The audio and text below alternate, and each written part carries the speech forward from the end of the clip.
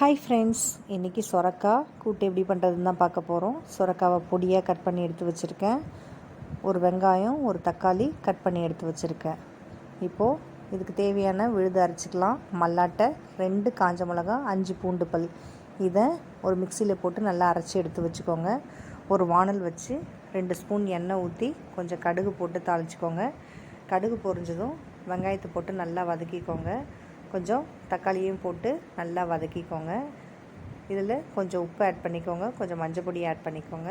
நல்லா வதக்கி விட்டு இந்த சொரக்காயை எடுத்து போட்டு ஒரு கிண்டி 1/4 கிளாஸ் தண்ணி ஊற்றி கொதிக்க விட்டிங்கன்னா காய் நல்லா வெந்து வந்துடும். காய் வெந்ததும் நம்ம அரைச்சி வச்சுருக்க இந்த மல்லாட்டை விழுதை இதில் போட்டு நல்லா கிண்டி விட்டு இறக்கணுன்னா சுவையான சொரக்காய் கூட்டு நம்மளுக்கு ரெடி.